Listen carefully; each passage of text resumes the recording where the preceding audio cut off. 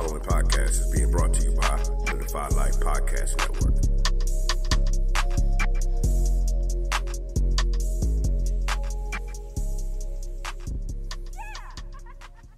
This week on the Defy Life Podcast, we have a special Bite Me segment. The one time only Bite Me segment. We will also be joined by Stacie for another segment of Psyche of a Single Mother. And of course, we'll talk some NBA playoffs, meaning the finals. We'll talk some NFL Week 4 action and no action if you're a Steelers fan. And we'll answer a listener question and wrap things up with some trivia like we always do. All that and more. On to the show. Yeah, that's what it is. I guess we gotta do it then. You alright? Two, pool, out, money, West Coast. Let's get it. Strap in, let's take a ride. Oh yeah, it's about that time, right? Been waiting all week to get to this. It's finally time to defy life. Let's chop it up, keep it trail, no other way. That's what we do. We might disagree, but it's all love. Guarantee we gon' speak the truth. Yeah, this hit different. My guys with me, now who's with us? Stick around for a few minutes. It's contagious. You'll get it. You downloaded the realest. Don't feel us, but get out. You not rocking with Defy Life, then what's your life about? This ain't Defy Life. Told you. On to the Shy Life. I'm gonna let this ride out though. Welcome back to another episode of the Defy Life Podcast. This episode is sponsored by Bud Bottles, home of the Bud Bottle and the Bud Freshener. Please visit budbottles.com for your odor eliminating needs.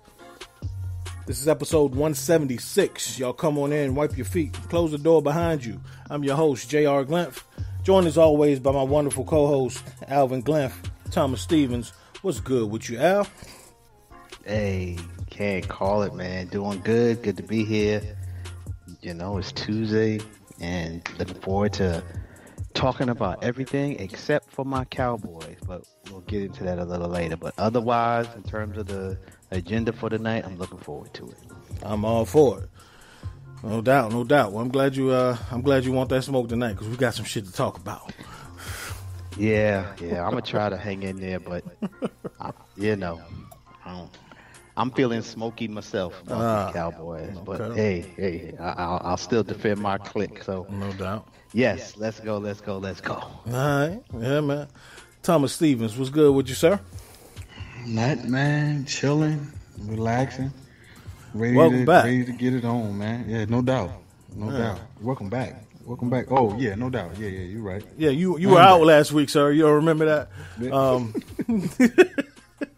You was hanging out with. I am back. You was hanging out with 45. You and 45 hanging out and being sick and shit. Man, I was out there. I was out there last week. Man, well, glad you're feeling better, man. No doubt, man. Appreciate it. Yeah, you're just on time for some shit we need to talk about. Yeah. So Al mentioned his Cowboys. Your Bears didn't look too good either. Damn, he went silent on us. The kid went silent. Give me the middle finger. But we not going to be talking about it, them Bears. That's what we not going to be talking about. Right.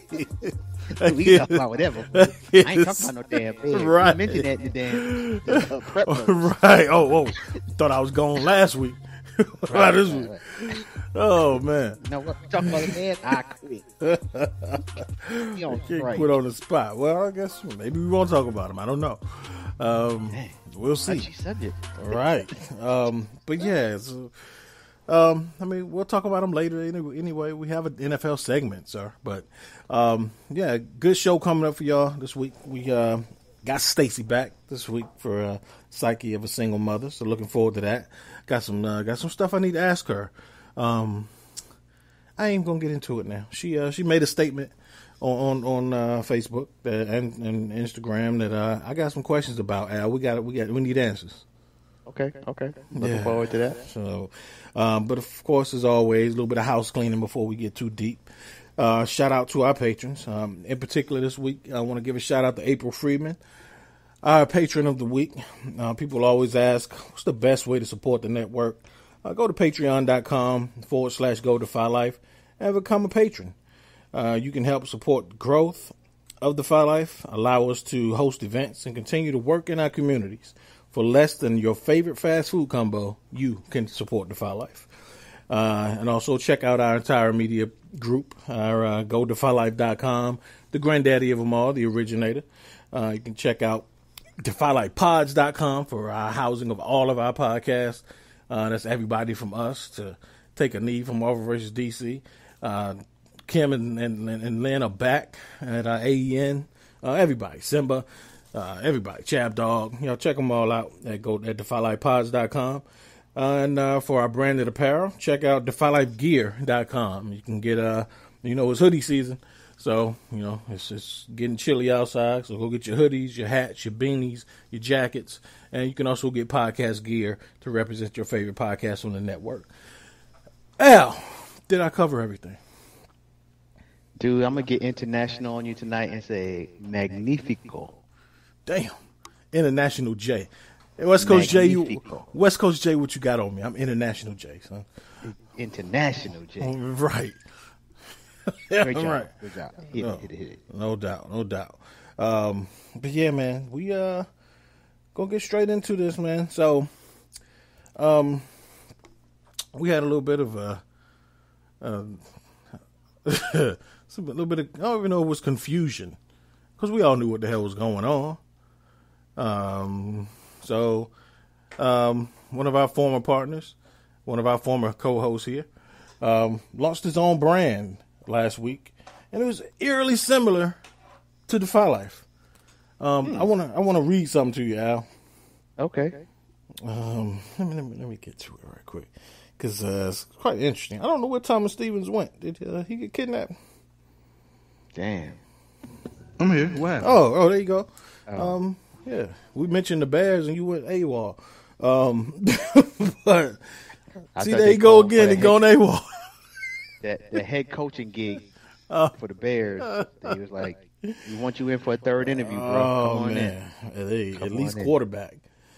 No, I don't think they are going to settle for a quarterback, especially a black quarterback. I really think that's the heart of Pooh's issue. It's not that Trubisky sucks.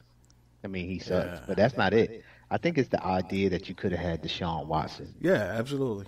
Yeah. And when, as a fan, the draft is a bittersweet thing, because you see a player, it's about who you get, and then it's also about who you could have got. And, as a Knicks fan and as a Jet fan, I have lived that world of what you could have got on many a draft. So I feel you, Pooh. Yeah. So just join us whenever you're ready, man. No doubt. So I want to read something to y'all. And so just tell me what you think afterwards. So here we go. Rise above the noise. Let your voice be heard. We are Defy Life, grounded in the truth that each and every one has a voice and the right to be heard. Defy Life promotes honesty, self-expression, and creativity. We encourage self-validation and challenge all people to embrace the freedom of originality. Choose to be you. Today's world is filled with more than enough illusions, imitations, frauds, and forgeries. Individuality is powerful and priceless. Be bold. Be confident. Be you. Join the movement by unapologetically loving yourself, investing in your growth, working hard to accomplish your goals, while all the time choosing to value the very essence of your being. So that's all I gotta say. What does that sound like? If you put Corey's voice on that, it sounds a lot like a commercial. Yeah, right. Pretty much spot on, verbatim of if you mishmash all of our commercials together. Only thing I did there was replace the original brand, which we won't mention here, with Defy Life. So what do you think about that, Al? Well, I got two thoughts. One, before because you may have more. Let me give you the creator of that brand claims that he didn't even write it. He has no idea that it sounded similar to Defy Life's mission and message, and that he can see why we may see it that way, but he didn't even write it, so he's not aware how it happened. Now tell me what you think. Now, that I find hard to believe, but I try to, speak what I know, so I don't know, but I just find it hard to believe. But the two quotes that come to mind, one, I don't know who the author is, but it goes, imitation is the sincerest form of flattery. Mm-hmm.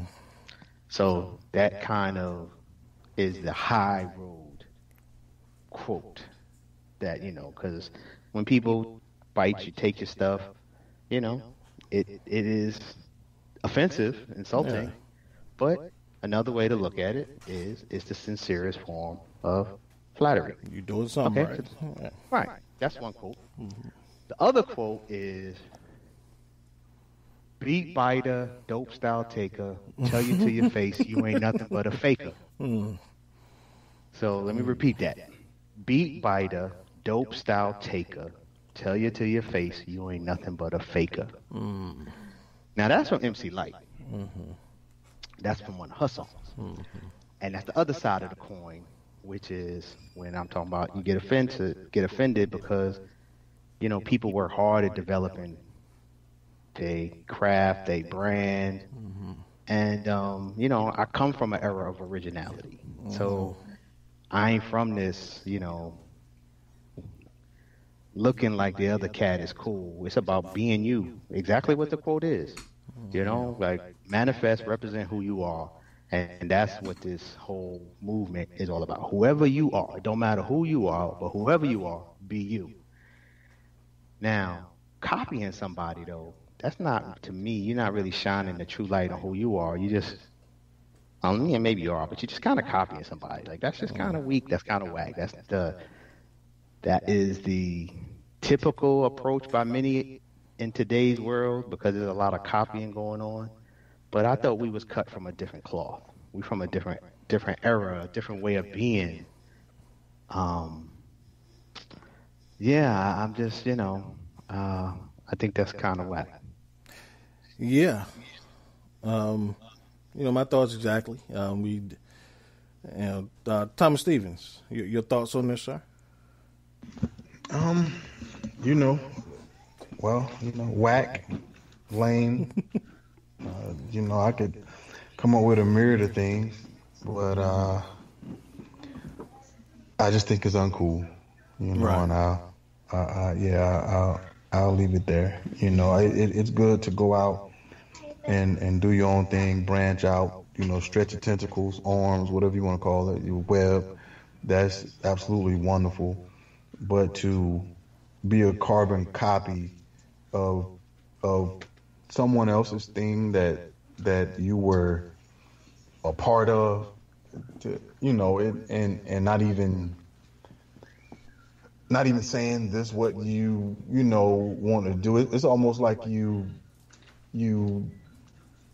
just like you spent the night at my house and slept on my couch for a year, and my wife and kids there, and then I'll bump into you at the mall and you were my wife. Right, or I come to your house to eat and you got all my dishes at your house. Right, like what? No, literally, what is this? Yeah. So that it's whack, and I'll leave it at that. No doubt, man.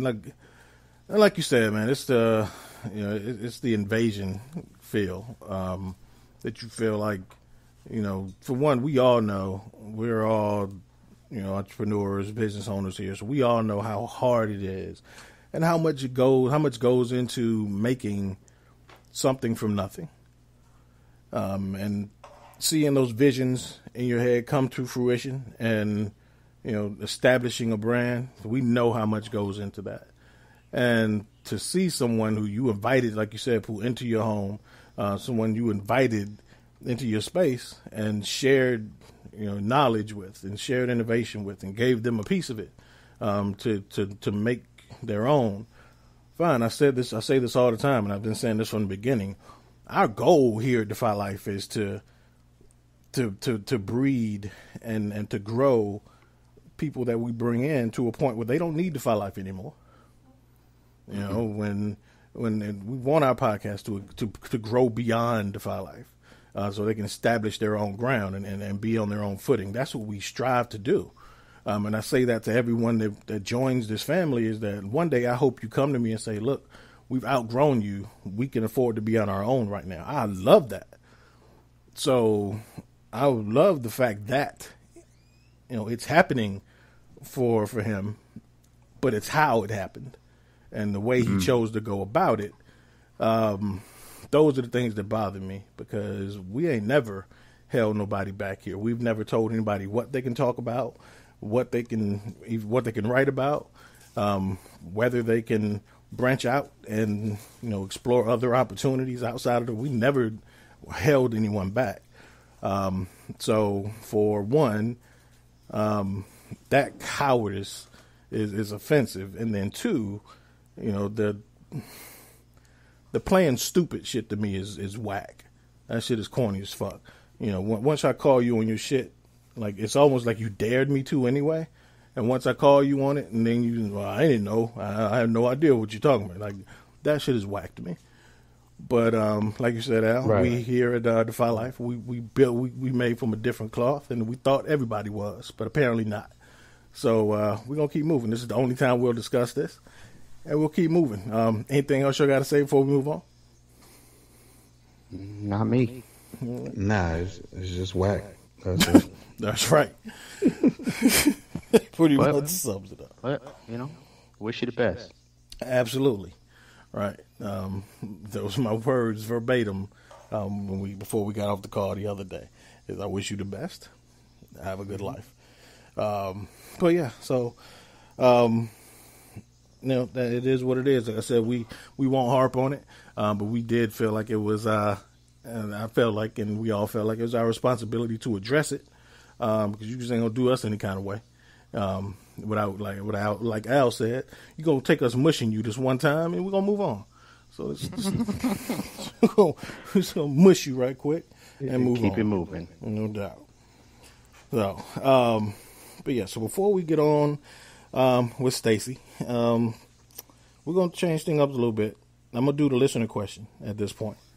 We got a few minutes before we jump on with Stacie. So our listener question is from Trey in DeLand. The reason I wanted to jump on the listener question early is because this is a change up. Trey is 12 years old from DeLand, Florida. So, you know, shout out to Trey. Shout out to Trey's mama, who allows him to listen to us and listen to Thomas and all his cussing, his bad language.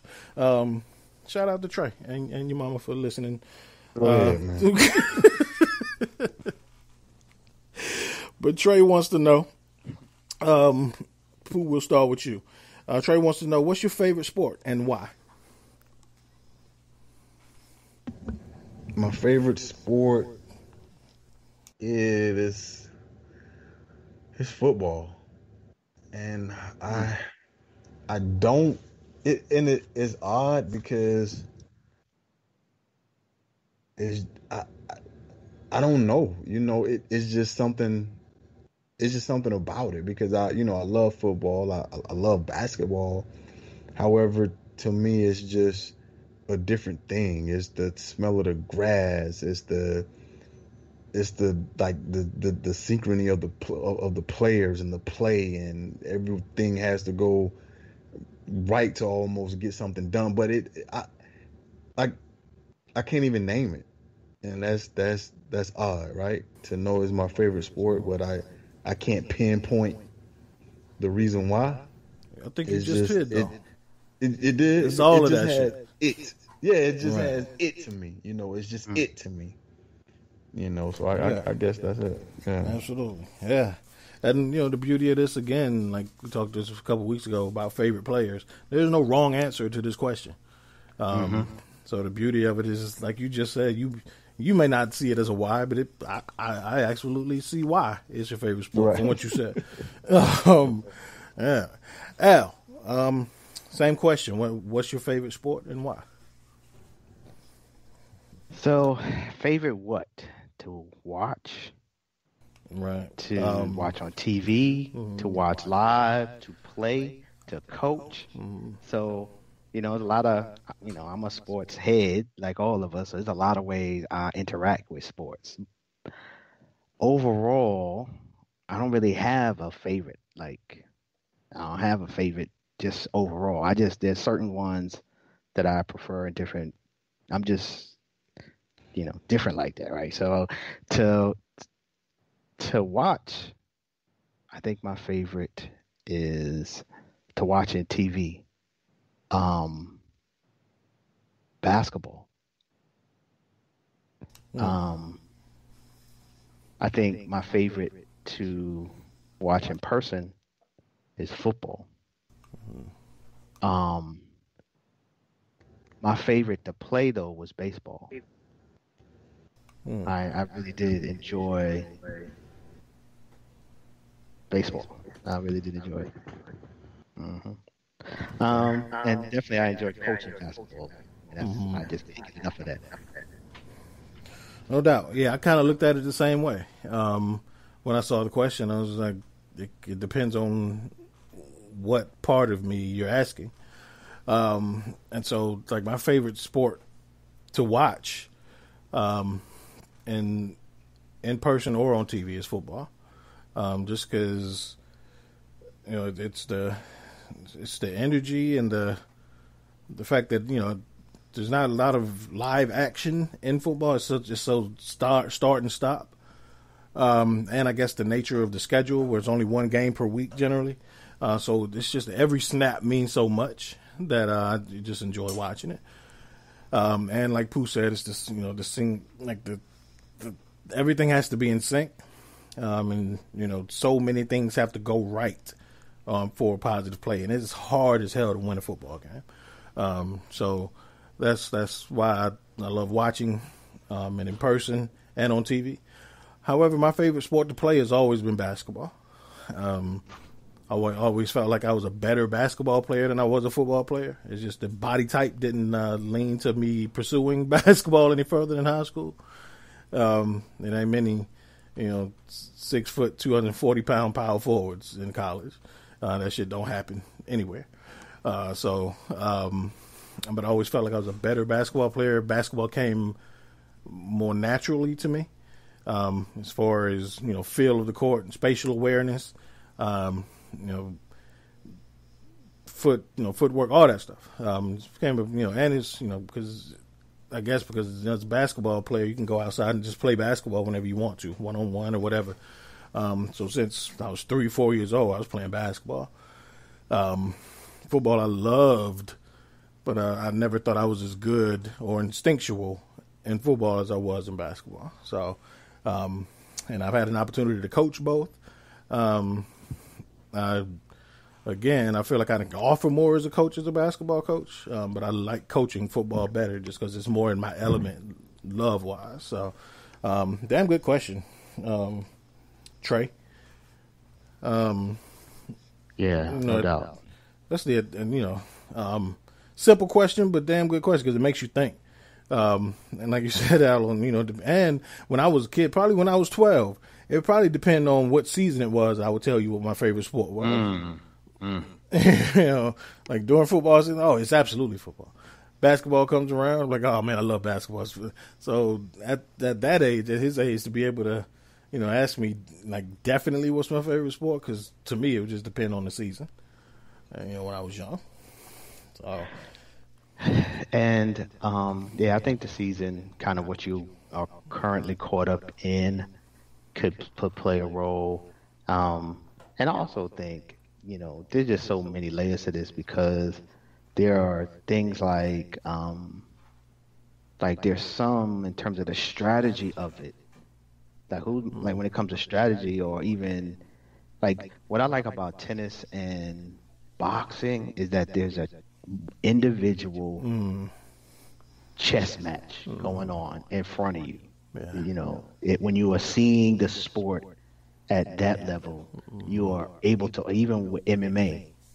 So like when it comes to individual strategy, the sports that I like the most are those, because I get to witness like just a chess match and people really countering move after move after move and setting people up, and I'm like, yo, this is kind of cool to see not only athletes at their greatest physical ability be able to compete and go at each other one-on-one, but to also see people try to outthink them one-on-one. And you see that in other sports, but it's more of a team collective, and somebody could be with a great strategy, but because 3 of his teammates aren't on the same page, the strategy doesn't, isn't successful. In these other sports, a lot of times they're close to evenly matched physicality, and it's about the will and just who came with a better game plan today. I love sports for that too. Sports. Right, and and also sports like basketball, football. You can scheme a better player out of a game. You can scheme him out and game plan him out of the equation. It may not be for the entire game, but for stretches of the game, you can scheme a great player out of it.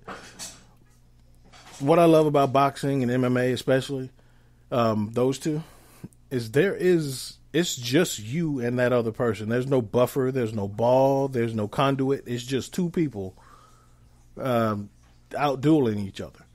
And all individual sports, but those two in particular, because there is no there's no wind that can make the ball go it's just you standing in front of another person, and you want to do damage to them and vice versa. And again, there's no buffer there. At the end of the day, you can't blame the tools. Your only tool is you. Correct. So yeah, I definitely feel you on that. And it's the it's the beauty of sports. Another thing about sports is then when you have sports where it's more the competition is personal, like it's like an internal competition, like marathon running or something, like where it's just about like you are really just testing your personal will to do something that your body is telling you stop, like a triathlon. It's just certain things. Well, your biggest opponent is you. Correct. I like that about sports. Some sports, right? Absolutely. And so I'm gonna build on Trey's question here. Damn good question, Trey. Whenever we start going off, I don't know if you're a regular listener, Trey. I hope you are. I hope you become so. If not, but when we start talking about other shit, building off your question, you ask the damn good question. So, Pooh, you said your favorite sport, and you said just football. Would you name? I guess football all around for you, and understandably so.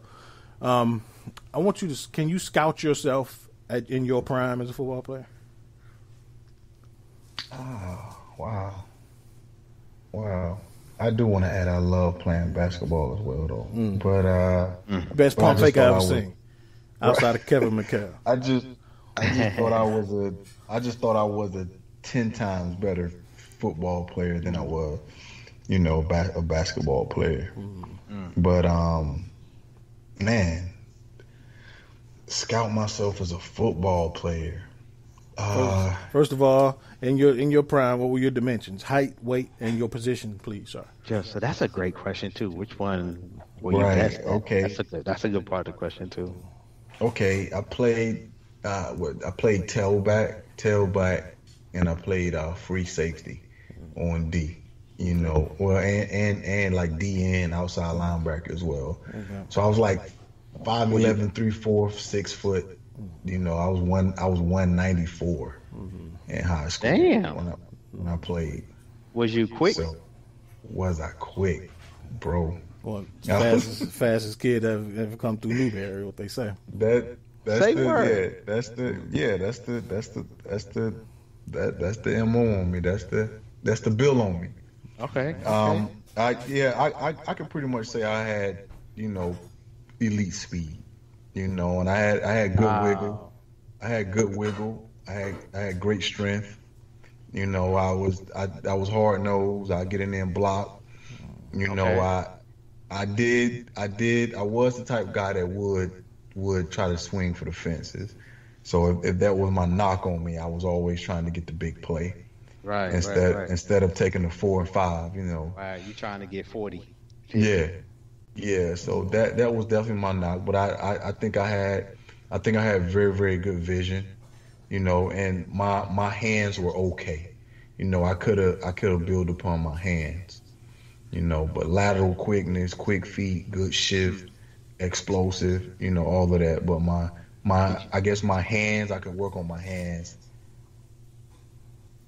Did I what? No, go ahead.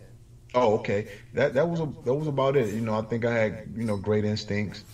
I could almost see the play before the play. So, that I guess that boils that down to there. Basketball. Good quick, great hops. I had great jumping ability, tenacious defender. Very very good jump shot, but I suffered on ball handling.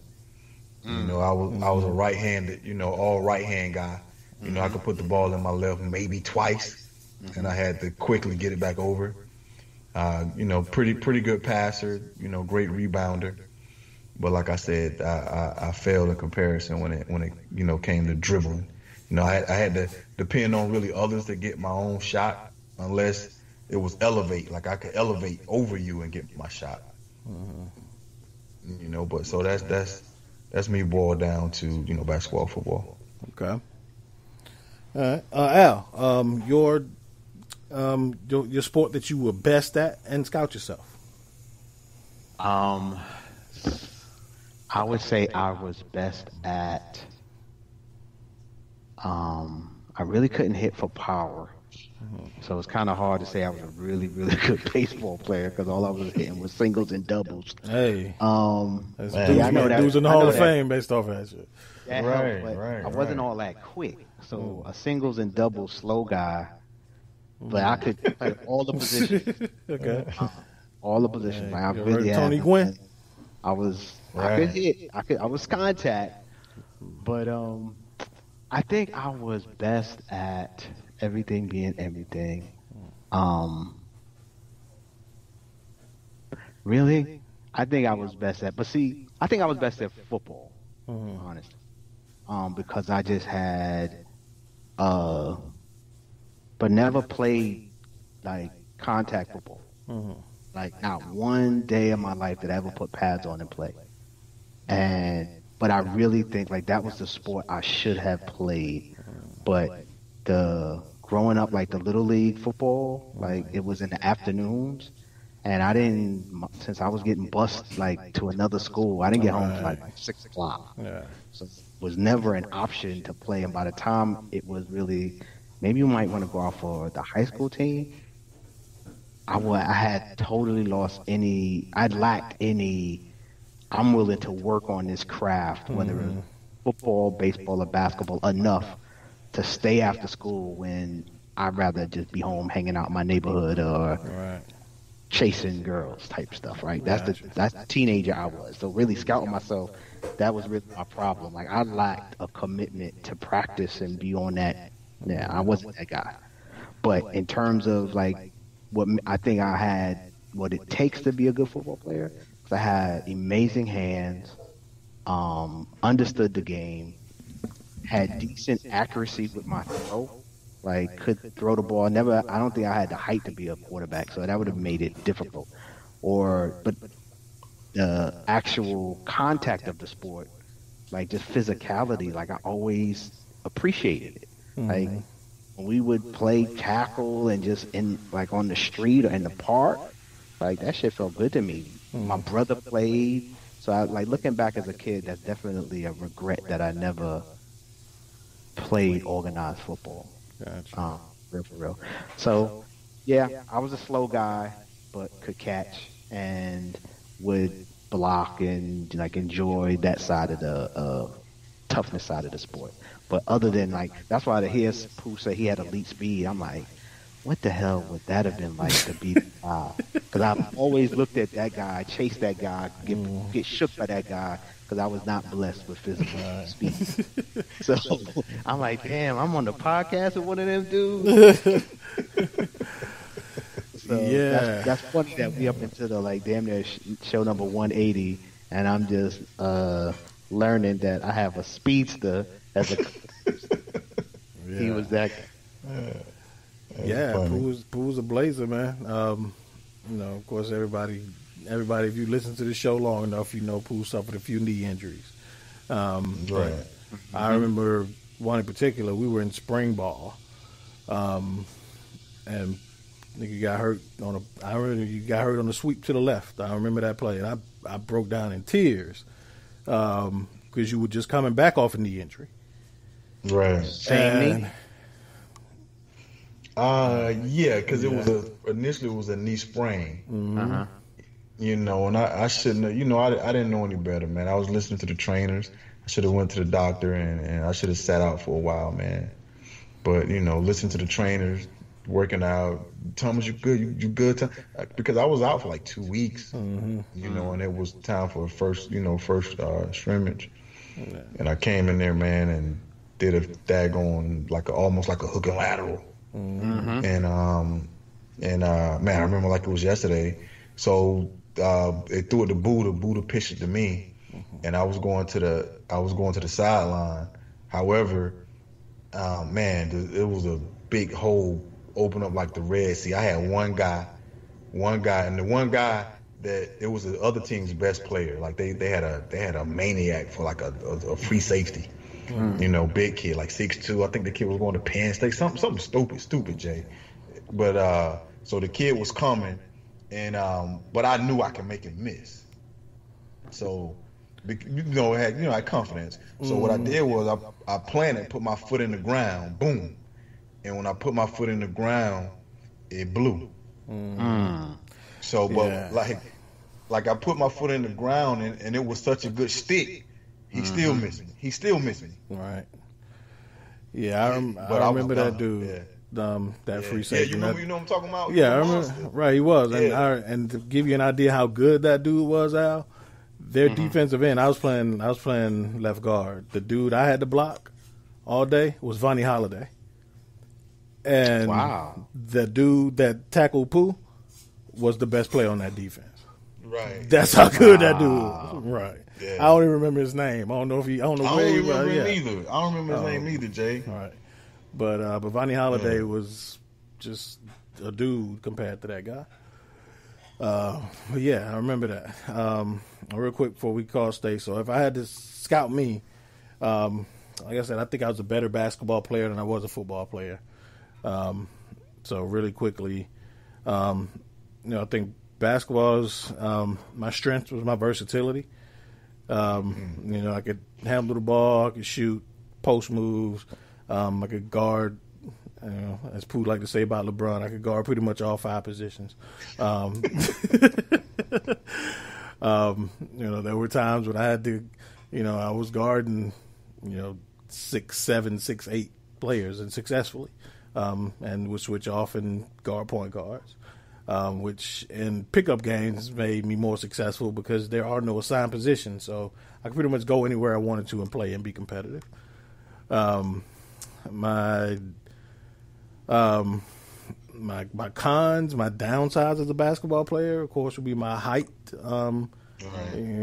Being able to get my own shot in the post. Sometimes regardless of, if that dude don't go for that pump fake, you got to get the shot over him at some point. Right. And I guess like the time, when I would go places and nobody actually knew my game, I would, I could get away with anything. I guess the epitome of like that downside is Junior, my cousin Al, because I taught him everything I knew, but he was 7 inches taller than me.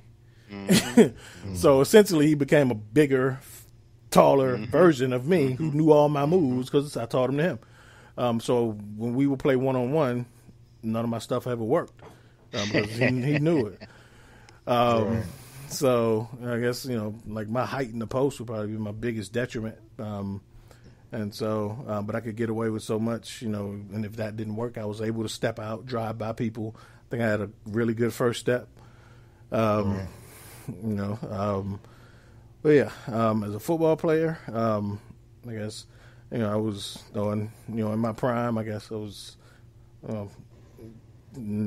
6 feet-ish, 5'11" and a half, 6 feet, depending on, whether you judge high school or early 20s. And that's always the question I ask myself as a basketball player: who would beat whom one-on-one? Myself as a high school senior, or myself in my mid-20s? I don't know. That would be a good match. See, I know I would beat myself because I didn't really learn how to shoot until I was in my late 20s. Nor did I understand the real game of basketball in terms of movement and kind of how to work together in a cohesive thing until my late 20s. So I was really not having played, just played in the hood, just played at the park, and that's how I improved my game. Like, that was just typical playground basketball, one-on-one, just trying to score as many points as possible type stuff. Yeah. That's tough. I would kill my teenage self. I probably would have too. I was faster, stronger, more knowledgeable. As a football player, I, played offensive guard. So I was in all region at guard, but again, size and body type, I had to learn how to play linebacker. Or get an opportunity to play linebacker. After begging for 2 years, I finally got an opportunity to play. It ended up being a starter, and playing a little in college there. I'd say my strengths as a linebacker, as an inside linebacker, were my quickness, my size as a linebacker, my ability to use my hands to get off blocks, but I wasn't instinctive at all, like nowhere near as instinctive as I was as a basketball player. Like, being able to see out of my peripheral and just be comfortable and know where I am on the court all the time. I never had that comfort as a football player. So I was always thinking. In basketball, I didn't have to think so much. So in football, I was always thinking, and instead of reading and reacting, I was always thinking and overthinking, second guessing myself. So especially on defense. On offense, I played offensive line my whole life, but as a linebacker, I never had that comfort. And so I guess my instincts were always my detriment as a football player on defense. So, but damn good question. We got a minute before we got to get through to Stacie. But again, Trey, man, keep them questions coming, y'all. We enjoy answering these questions. If you got anything you want to get off your chest, if you disagree with something we say, hit us up on social media at Go Defy Life on all platforms. Or you can email us at info@godefylife.com. We are going to get Stacie on the line. We'll be right back with you. We're told that greatness is exceptional when it should be expected. You choose every day to live your life intentionally, without apology for how bright your light may shine. So go be great. Go be brilliant. Go be you. Go defy life. The Defy Life movement is one that speaks to each of us in its own way. Defy Life gear speaks to us all by reminding us that one size does not fit all. Visit defylifegear.com to get fitted for greatness. Welcome back to the Defy Life podcast. Again, this is episode 176. And it's JR, your host, along with my other host, Al and Thomas. Again, y'all check out defylifegear.com. Go get your gear. Again, this hoodie season. We are joined by our very lovely segment host of Psyche of a Single Mother, Stacie. Stacie, welcome back. How you doing? I'm doing good. How are you? Good. Thanks for joining us again. You are no longer a guest, so if you in there, kick your feet up, go in the fridge and get your own beer or liquor or Kool-Aid, whatever you want. You got to get it yourself. You're no longer a guest. And if you do something crazy in my bathroom, just spray and make yourself at home. I don't know, but yeah. So I'm just gonna get right to it. Young lady, you made a very bold statement on your Facebook page the other day, like a week ago, and I want to address this. Me and Al been waiting all week to address it. Pooh wasn't here last week, so he is just becoming aware of it. So I'm sure he's his draw's all in a knot too. Want to talk about this? So I'm just gonna get right to it. So you dating white boys now, huh? That's the word on the street. So that post, actually, that post came. I was having a conversation with one of my friends, and I was like, I'm gonna put this post out here to see, what people say. But it was actually a joke. I don't think I would ever see myself crossing over to date white guys. Not that it's anything against them. It's just I don't think it's my preference. Right. But there were a lot of interesting comments on that post. I think one guy, it was one girl that made a comment on the post about how it was, a bad decision. And this guy came on and he was like, "That's what you did." Whoa. Wow. And I was like, "Oh my goodness." And he even asked me, he's like, "Well, he came at me, he's like, "Well, so is it that you just can't find a black guy, or he pretty much asked what was wrong with me because I wanted to date white guys." Okay. And so I asked him, I was like, where is your logic coming from? Just because I said I want to date white guys doesn't mean that I have a problem with black guys. Maybe this is something I want to try. And he pretty much said that it was just, he just didn't like it.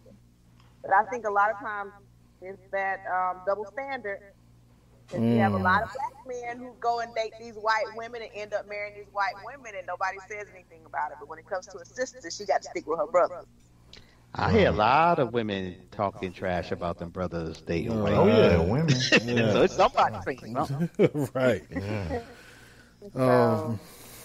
Yeah. So I mean, my take on it is, if it ain't me, it don't affect me in my life. Do you and whatever makes you happy. If Al and Pooh, if y'all got I don't want to speak for y'all, but if y'all think differently, speak up. Nah, so far, okay. You speak for me. Okay. Yeah. And me, I'm cool with it. It's good for the goose. It's good for the gander. However. Uh-oh. No. I would be cool with it. I would be cool with it, but it was the Honorable Elijah Muhammad said. Hey, it would no, it would only burn. I'm cool with you. If that were to happen, I'm cool with it. But it would just like it'll be that same thing where I see like if I see a black guy, white girl, she's normally not like very she's not that attractive, but if you see a white guy with a black girl, she's like gorgeous, and I'm like, dad, and that would only fit the bill. Like if you were a white guy, I'd be like, oh, he done took another one out the cookie jar. So that would be that was the only thing I would say, like, because I'd be like, whoa, that's what that kid doing. But that's the only thing. It wouldn't, if that's your preference, that's what you want to do, I'm great with it. I would just be like, dang, man, he winning. So that's the only. Yeah, I'd be like, man, I give a fist up, and I go pat, Parker or, Kyle or whatever his name, Scott with one T. I pat him on the back. I'm gonna give him. I might smack him on the ass. Like, you go, kid, get him. I can't be mad at him. Nah. So I take it that you guys have never dated a white girl before, or you haven't? Yeah, once. I have not. Once, and it's funny you say that because I was early 20s, and kind of had that same like conversation you had with yourself, and tried it once, and that shit lasted 2 weeks, and I was like, this ain't for me. Because I mean, I hate to generalize, and I don't want to generalize, so I won't say that. But it just wasn't for me, and she wasn't for me. But I tried it and never went back. See, I grew up in a house where my mom's was real clear. that you are not going to live in this house and date a white person. Like if that's what you want to do, pack your bags and move out. So by the time I go to college, and I went to a college predominantly white, that was definitely not my experience to be looking to date a white girl. And then the other thing was the sisters on campus was real clear.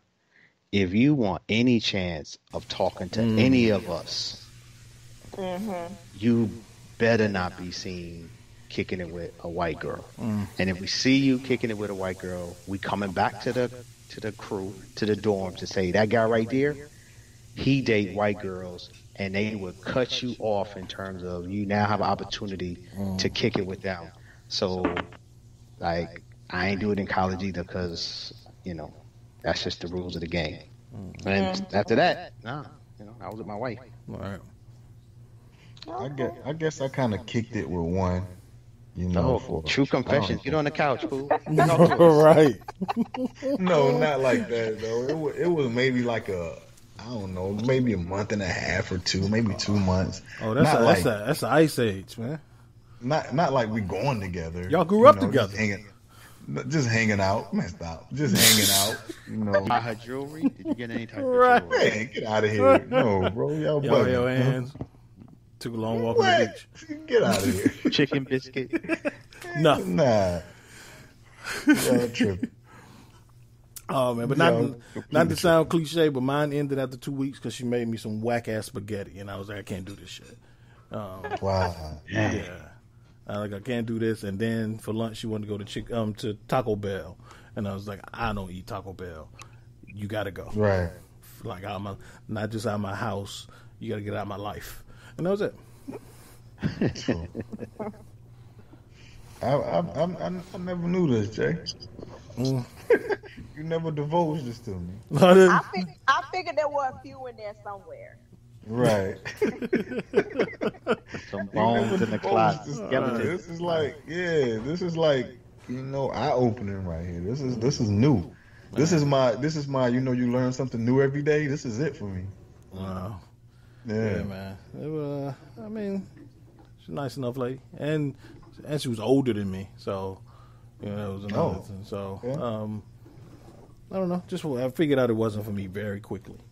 Right. I'll just say this: white women crazy. I'll put it like just white women. I mean, in like comparison, yeah. Like, different kind of crazy. I'll put it that way. Okay. Yeah. So you trying to say all women crazy? Put that on my tombstone. Hey, we've said this several times on this show. I don't know if anybody gonna go back and listen to 175 episodes, but we've said it several times. Men are stupid. Women are crazy. We've said it a few times. At least I have. We're just different than y'all, that's all. Yeah, that's a good way to put it. Okay. Different. Yeah. That's political. I'm gonna leave it there because it's your segment, so I ain't even gonna. Right. I ain't stepping on it. I'm not stepping in it. The fact that you all three of us are backing down proves our point. Okay. Like, we ain't messing with you, Stacie. Nah, you got it. We done met kind like you before. Right. I'm trying to speak y'all up.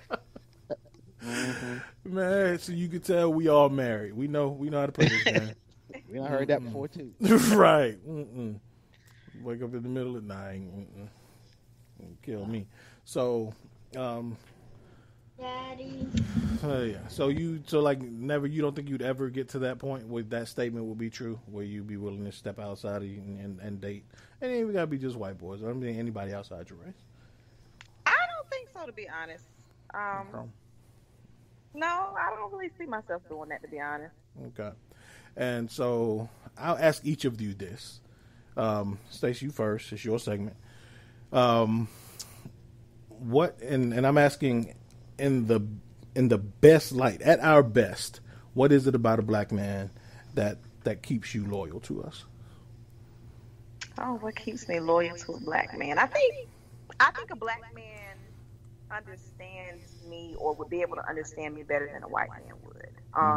And that he could relate to me and my needs better. I think that he would just overall understand me better as a woman than a white man would be able to understand me. Okay. All right. Al, same question to you, except for women, of course. I think she's hitting on, like, I think the cultural connections, like just having so much to share in terms of how you was raised and things you like to eat and music you listen to, and like, you know, honestly, I was just talking to my sister-in-law earlier, like how the white world, black world are so different, and that even in little things like what their pop culture and the movies that they might have watched, the TV shows that they're watching, they just aren't resonating with a lot of black families and black lives. So it's like we'd have to almost learn so much of that. Like, she talking about how she enjoyed watching Friends, and I'm like, man, I ain't watch that shit. I watch Living Single, cuz. Get out of here. You know what I mean? And I'm talking about Martin. Like, right. Martin Luther King had his TV show. So, you know, it comes with its challenges, and so I think that's part of it. I think it's also, you know, dealing with like where we are in this world in terms of racial, social justice issues. Like, those conversations have to be very, very real in terms of, and that's just an extra level of stress that I got enough stress when it comes to relationships. So I think it's an easier path to date somebody in my race. That's probably more fulfilling, and that's where I would go, where I've always gone. Gotcha. Thomas Stevens, same question, sir. See, I think women in general are absolutely wonderful, but I think the black woman is just absolutely amazing. You know, the way she smiles and her lips, her nose, the way she smells, walk, it's just different, you know, to me. So I'll leave it at that. All right. Yeah. Stace? How you gonna come after that one? How am I gonna? Oh, wow. Man, I did it to myself this time, man. I'm always after poo and set myself up to sound like a dummy. Right. Man, stop. So, like, he done used like 12 SAT words, and I'm like, she kind of fine. I don't know. Like, it's like, so me and my wife talk about this all the time. My wife's Puerto Rican. And so, especially in the South, and she tells me about myself with this all the time too, is that we have this tendency to make things totally black and white, right?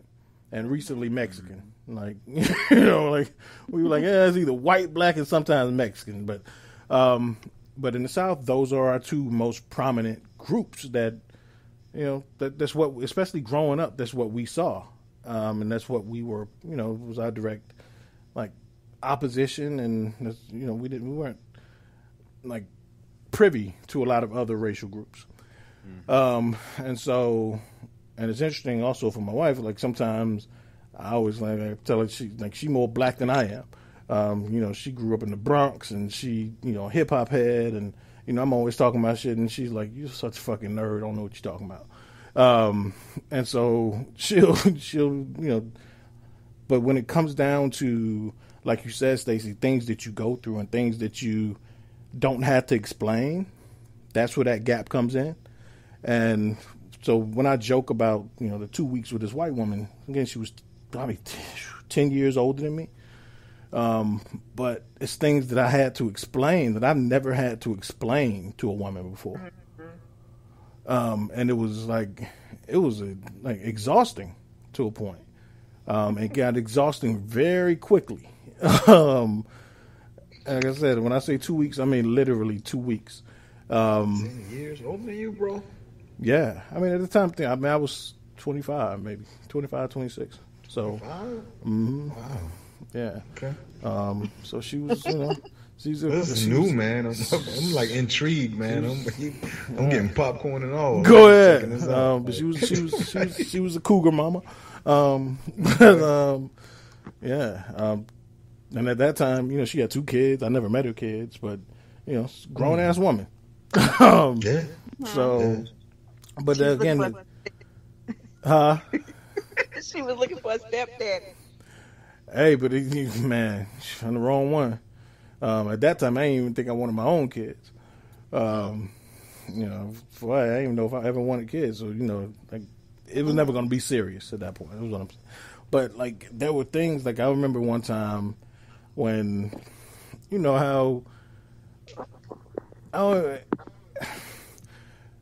sometimes as black folks, I will look at my phone when you calling me, and I'm home, and I may even be on social media. I just ain't picking up my phone because I don't feel like talking to nobody.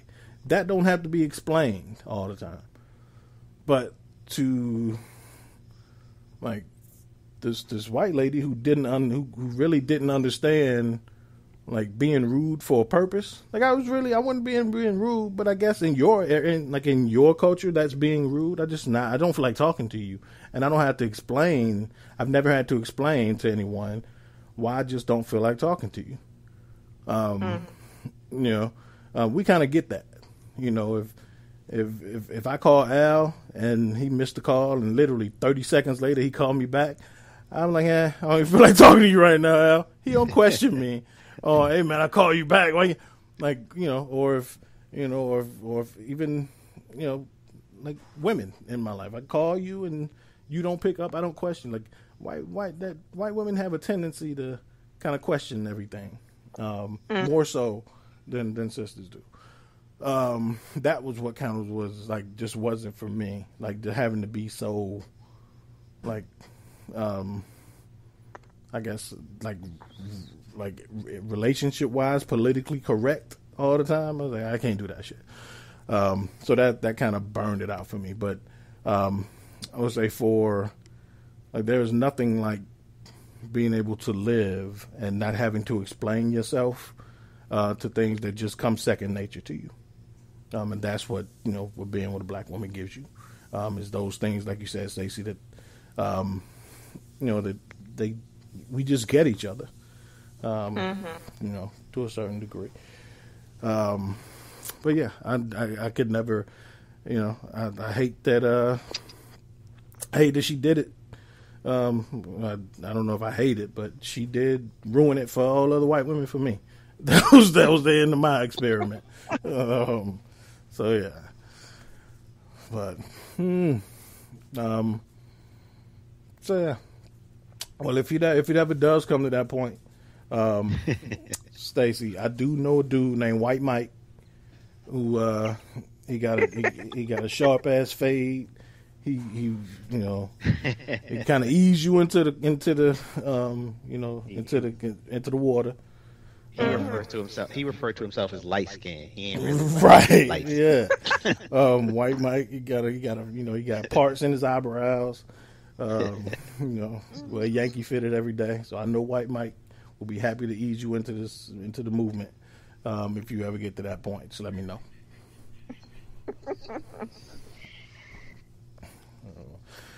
Oh man, well, Stacie, as always, it has been fun. I don't know, you welcome here anytime. So in a couple weeks, I'm gonna be perusing your page again, and for one, I'll be looking for questions, and two, if I see you posted up with a white boo, we got some shit to talk about. Okay. All right. But tell the folks where they can find you. Facebook, Instagram, everywhere. Stacie Coleman, or either Stacie A. Coleman on Facebook, Instagram, just about everything. That's how I am. And that's Stacie with the IE, y'all. With the IE. Stacie with the IE, because I'm different. That's right. Oh, man. Well, Stacie, thank you as always. And we'll talk to you in a couple weeks. Okay. All right. Have a good night. Yeah. Good night. Take care. All right, Stacie, later. Woo! she was joking, Al. Huh. Man. We lost. Each his own. Right? Yeah, you're right. Yeah, but I thought we lost one. Oh man. Oh man. Speaking of lost one, we're gonna do this really quickly because the game is going on as we speak, and I'm sure we're all ready to get off and see what's gonna happen. But the Lakers lost one to the who they playing again? The Pistons. The Heat. Yeah. I'm just kidding. The Lakers lost one to the Heat. And LeBron haters lost their damn mind because they've been holding their breath for 3 games, hoping that this will happen so they could say, "This is for you, V's. V's, you know who you are. Here go V's all over Facebook. Oh, is this your king? Jimmy Buckets just put up 40 on LeBron." I said, "Man, you've been holding your breath for 3 games, waiting on this to happen, and now this." But I think the biggest mistake the Heat made was, Jimmy Butler screaming and Tyler Hero grimacing.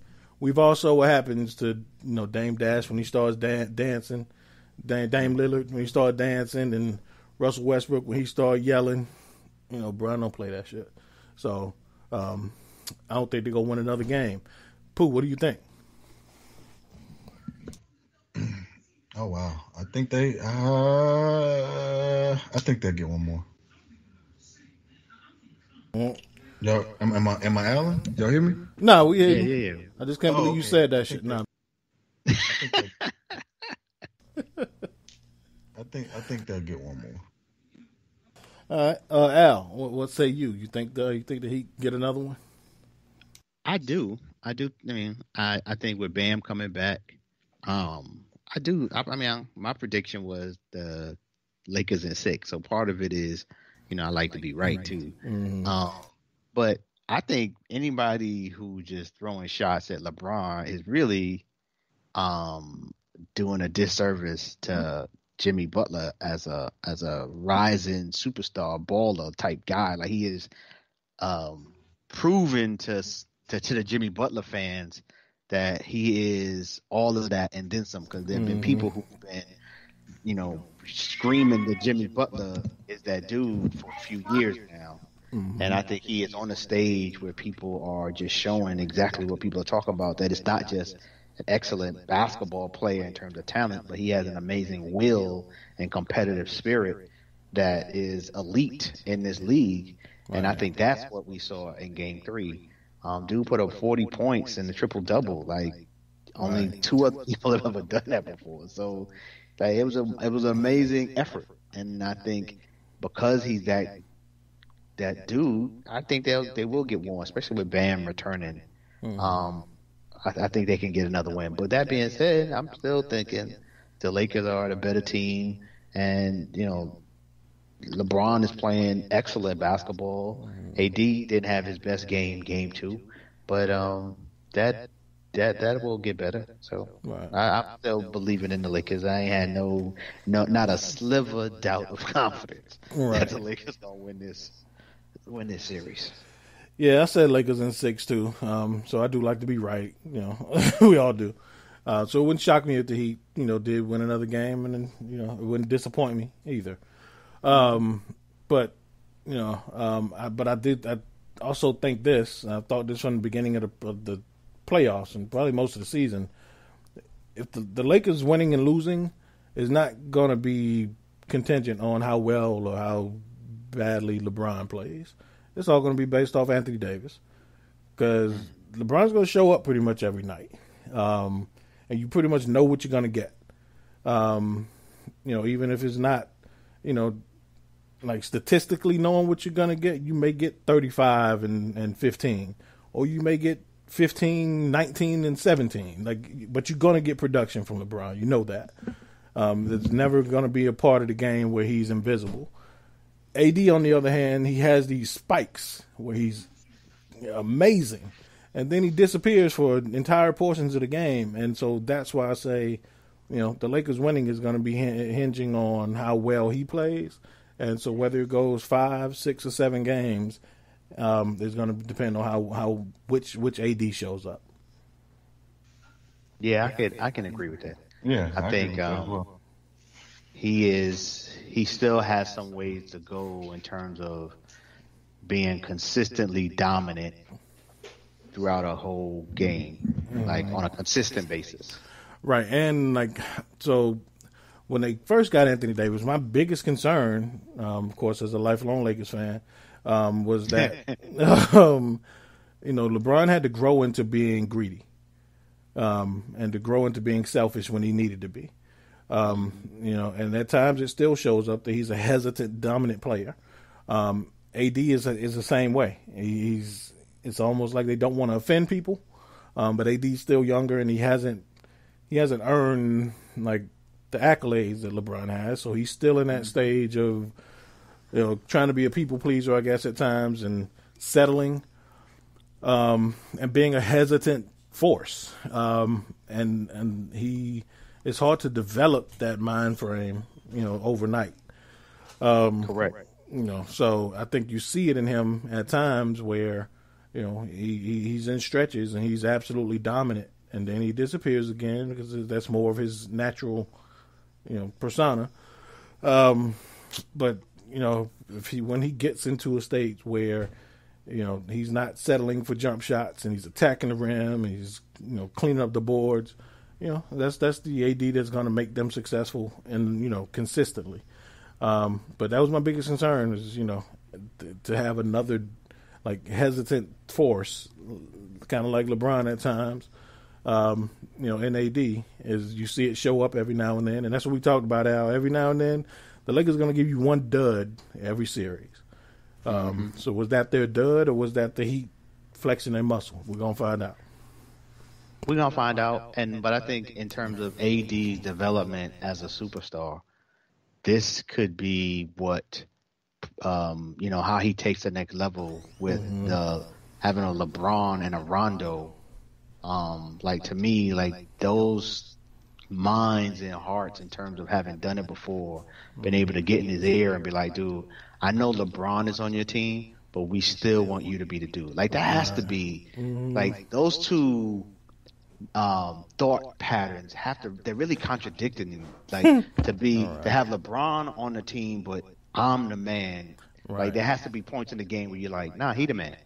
Nah, dude, we need you to be the dude. So I ain't faulting him for every now and then, kind of taking a step back because LeBron is on the team. So right. And he joined LeBron's team, and then to one other way around. Right. Yeah, and you can almost see LeBron at times almost begging him to be the man. You can and I get you. Like, that has to be like a hell of a dichotomy in your head where you like, I need to dominate this game, but you do know that's LeBron that just passed me the ball, right? Correct. Why ain't he right?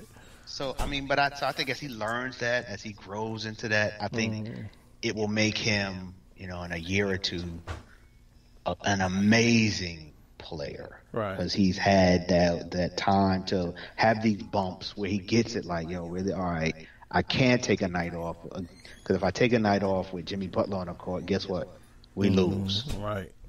So I got to bring it every night. Yeah. Things like this will be how he learns to have it on all the time. Right. Yeah. So, but yeah, we'll see. Game's about to start now. Of course, as y'all hear this, the game will be over, so we'll discuss it next week. And possibly we'll discuss the end of the series next week. We don't know yet. And I just want to say this, man, I just think, even though it was just one game finals, but I think that one game really made people see Jimmy in a new light and really respect Jimmy, because Jimmy wasn't being respected by a lot of people. I agree. Right, but I will say this as well. I think there's a reason for that, because we have seen Jimmy have these games and then lay a dud the next one. So if you want to be seen in that light by most people, you got to do it again tonight.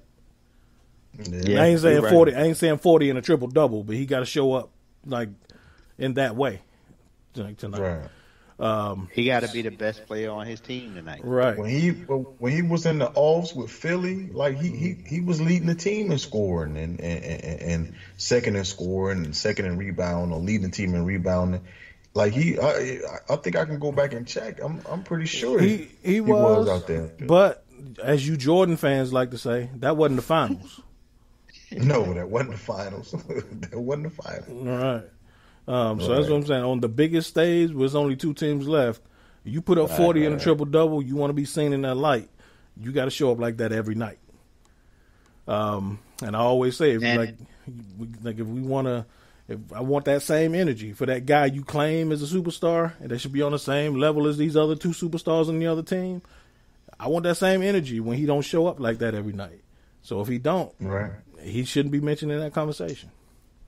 He has. I mean, I don't think in terms of the way the Lakers are playing them, and it might get to a point where they're really trying to stop Jimmy Butler, but the way he plays, and the way they play him, he could get 30 a night. Like they're, whether or not he has these high scoring outputs is really up to him and his aggressiveness.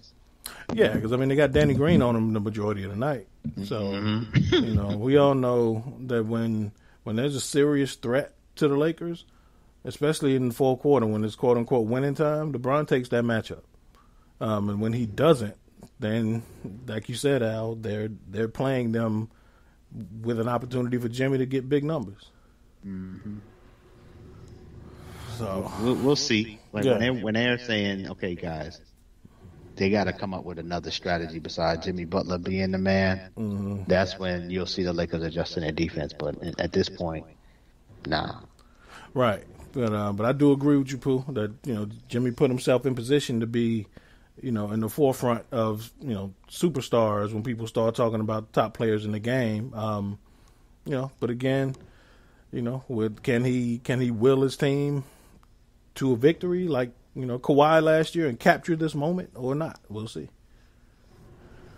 So, and it will be that type of moment. Like if he's able to pull off that upset, right? Like he's then. Like honestly, there'll be conversations of has Jimmy got into the best player in the game conversation? Right. Yeah. Because he would have on the highest court pulled off one of the most greatest upsets in NBA history. Right. Especially now that we've seen what it's going to take for that to happen.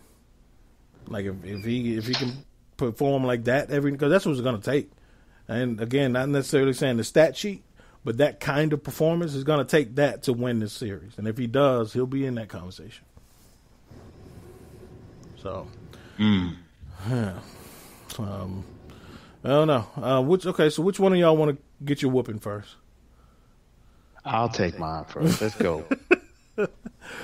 Oh, man. So after speaking nicely about the Dallas Cowboys last week, it was just me and you, Al.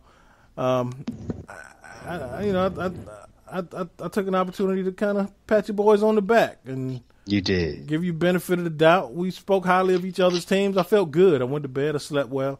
And then coming into this weekend's game against the Browns, I was like, yeah, I got to be a Cowboys fan this week because Browns fans are starting to feel themselves. And, it's a division rival. I got to be a Cowboys fan. And y'all come out and stink up the joint. And leaving the Browns 3-1, something I've never seen before in my lifetime, literally. Al, what is going on? I mean, Dak's going to break the NFL passing record at this rate, but y'all going to be out of the playoffs. What's going on?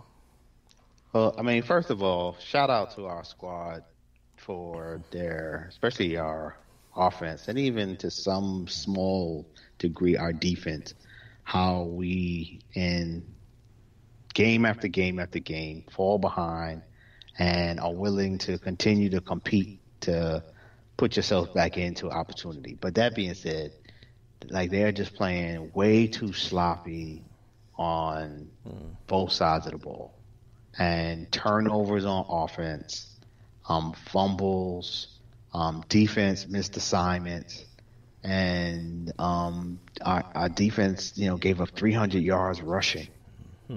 Like 300 yards rushing in the NFL, like it's not like Alabama against Towson and they gave up 300 yards rushing to Alabama. This is the NFL, man. 300 yards rushing is a lot of yards. So our defense is a big part of the problem and not being able to stop people. Part of that is injuries, but everybody got injuries, so it's not even like uncommon in this league right now. So everybody has injuries, but we got to play better, and that's really. It's definitely players and that I see out there, and it's just like wow, it's nice to see CeeDee Lamb make plays, Trayvon Diggs, cornerback. So our young boys, it's nice to see that those are good draft picks. I'm happy with them. Right. But we can't run the ball. Zeke Elliott hasn't got on track, but we talked about this when your offensive line is young and inexperienced. Running sometimes is where you see it the worst, and we can't run the ball worth a shit, and that's killing us in terms of getting early in the game, getting drives going, and we fall behind, and then we throw it, and like you said, Dak breaking records, but that's not winning football for us. Dak throwing for 400-500 yards every week. Like, it's nice to know that we have that type of capability and to be productive, but we're not going to win, and we're not winning playing that type of football. So just hopefully it's just an adjustment. It's hopefully transition, and we'll be able to catch up to the pack. The good thing is, in terms of what I know that the Cowboys are in a conference, a division, the NFC East, that is lacking right now. Right. Well, I'm glad you knew what I was about to ask you. So so that's what you know is that the NFC East is pretty bad. It's weak. It's pretty bad. So the NFC we still least. in it. Yeah. We still got a shot to make the playoffs. So that being said, we still have a lot to play for, and if we can turn it around and start playing better football, we'll see what we look like at the end of the season. But at this point of the game, at this point of the season, it's just real sloppy, and we got to clean it up. Yeah, man. And you know how some things are, I guess it's culture, but some, like, seeing the way the Cowboys are playing, even if they would have won that game, like you said, it don't look right for Dak Prescott to have 540 yards passed. Like, that's not Cowboys football. So even if they won that game, it's just not the recipe you want for them to play with moving forward. Because Zeke really wasn't, he wasn't a factor, and that's not how you want to win, how you want to play, because it's not Cowboys football. It just didn't look right. So we got the Giants this week. The return of Jason Garrett as the offensive coordinator for the Giants. So hopefully we can get a win and get back to feeling good about ourselves against the Giants, who I think last time they beat us, Obama was president. So, yeah, probably so. They in many ways they do, but I wouldn't put any money on it if I was a betting man. Nah, don't bet on the Giants this week. Nah. Even Miggs wouldn't bet on the Giants this week. Shout out to Miggs. Pooh. Yeah, I'm here.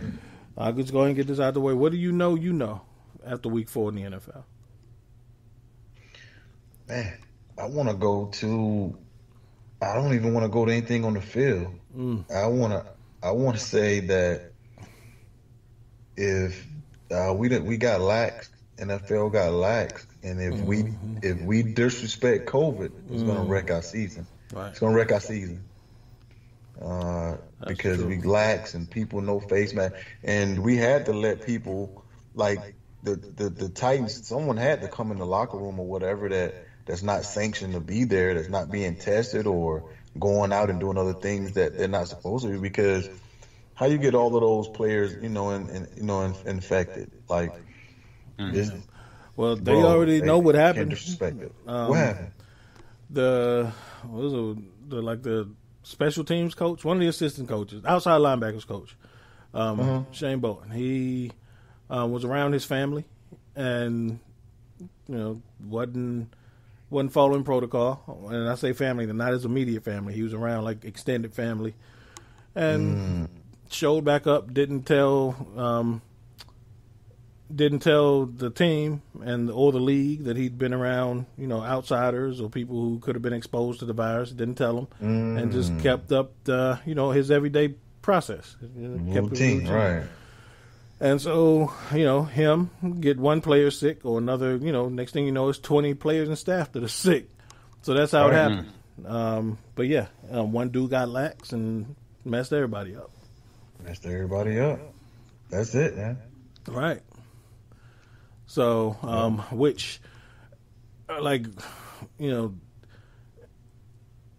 seems like they've got everything, under control now, but that's from what we know right now. But kudos, kudos to the NBA. Because we see that one dude can shut down a weekend of games, right? Mm-hmm. Right. The NBA went a whole, how many, they played, 40 games for this reboot in the bubble, plus a whole playoffs they about to conclude. Right. Not one positive case. Not one. And NHL too, right? The NHL. Yeah, NHL. And NHL, right. Kudos to both of them. And kudos to Major League Baseball for seeing the wrong in the error in their ways and fixing it. Right. Hopefully the NFL, because there's two things we know about the NFL in the past, is one, they're entirely too reactionary, and two, they're entirely too arrogant. I was just about to say, bro, they're so arrogant. So arrogant. So, like hubris and science do not exist in the same environment, right? They really don't. No, they don't at all. So, if they're gonna finish this thing out, they better humble themselves. And I mean not just the league, but every single person involved on every single team involved has to stick to the protocol. And if you don't, you're just showing how ignorant and asshole-ish football players can be. And you're going to fall right into the stereotype of asshole, arrogant football players who think that you're superhuman and you can beat COVID. Ain't no outrunning this shit.